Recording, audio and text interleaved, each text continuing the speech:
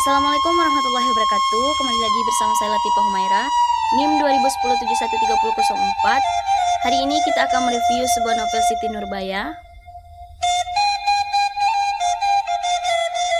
Judul buku Siti Nurbaya, Kasih Tak Sampai, pengarang Marah Rusli, penerbit Balai Pustaka, tahun terbit 1992, tempat terbit Jakarta, tebal buku 271 halaman.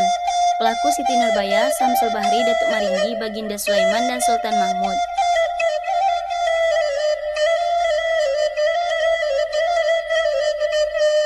Novel berjudul Siti Nurbaya ini pertama kali dicetak di tahun 1922.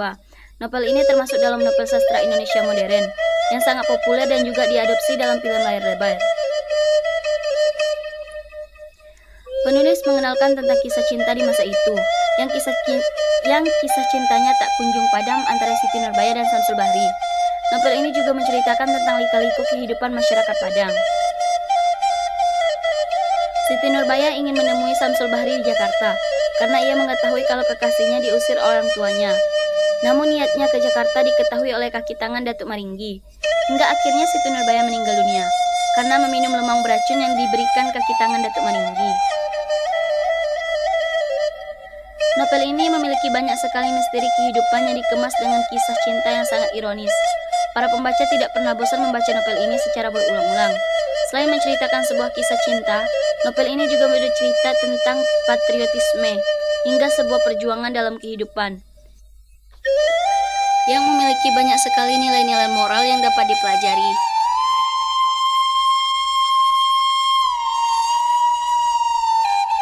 Daftar isi novel Siti Nurbaya: pulang dari sekolah, Sultan Mahmud dengan saudaranya yang perempuan, berjalan-jalan ke Gunung Padang, Putri Rubiah dengan saudaranya Sultan Hamzah, Samsul Bahri berangkat ke Jakarta, Datuk Maringgi, surat Samsul Bahri kepada Siti Nurbaya, surat Siti Nurbaya kepada Samsul Bahri, Samsul Bahri pulang ke Padang, kenang-kenangan kepada Samsul Bahri, Nurbaya lari ke Jakarta, percakapan Nurbaya dengan Alimah, Samsul Bahri membunuh diri, 10 tahun kemudian, rusuh perkara Belati di Padang, perperangan antara Samsul Bahri dan Datuk Maringgi.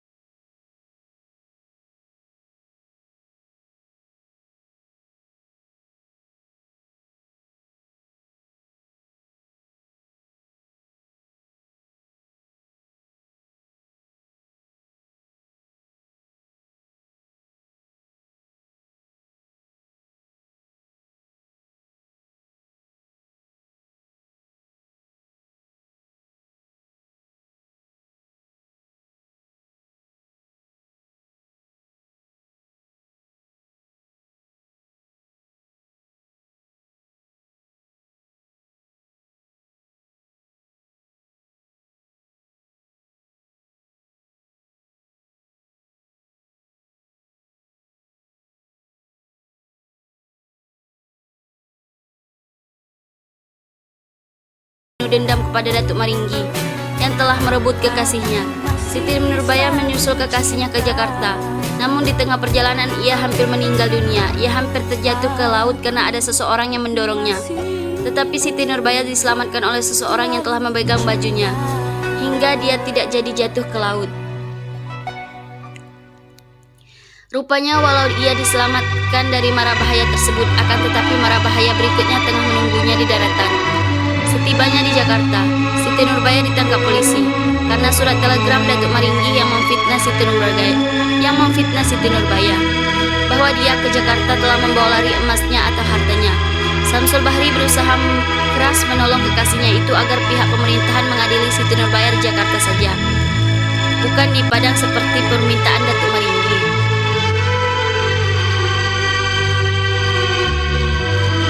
Namun usahanya sia-sia, pengadilan tetap akan dilaksanakan di Padang.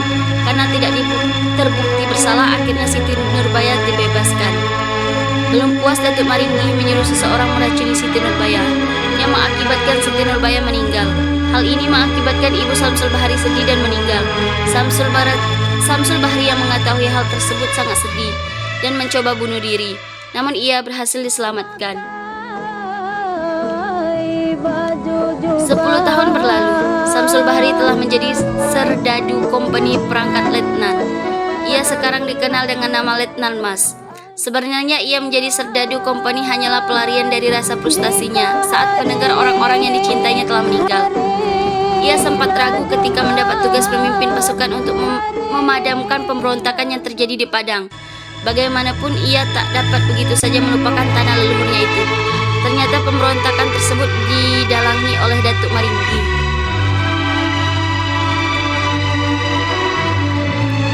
Letnan Mas berduel dengan Datuk Maringgi. Datuk Maringgi dihujani peluru oleh Letnan Mas. Namun sebelum itu Datuk Maringgi telah sempat melukai Letnan Mas dengan pedangnya.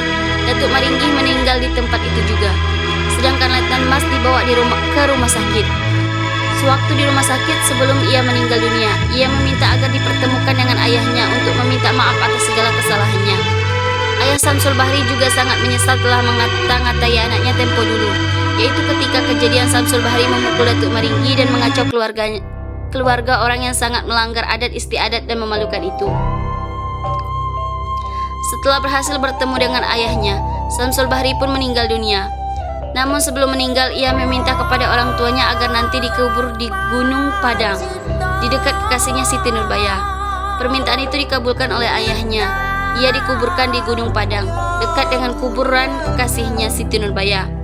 Dan disitulah kedua kekasih itu bertemu terakhir dan bersama untuk selama-lamanya. Sang ayah yang terkejut dan berduka ikut meninggal dunia keesokan harinya. Kisah cinta yang sangat ironis, di mana sampai akhir hayat tidak mampu untuk bersama.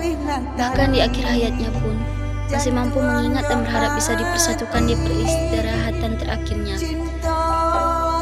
Kisah ini juga sangat menguras emosi, di mana Datuk Maringgi yang begitu kejam dan tidak memiliki hati nurani, yang sampai tega melakukan segala cara untuk menghancurkan musuhnya. Saya juga sangat kagum dengan cinta Samsul Bahri. Ia begitu setia meski kekasihnya tak lagi hidup di bumi.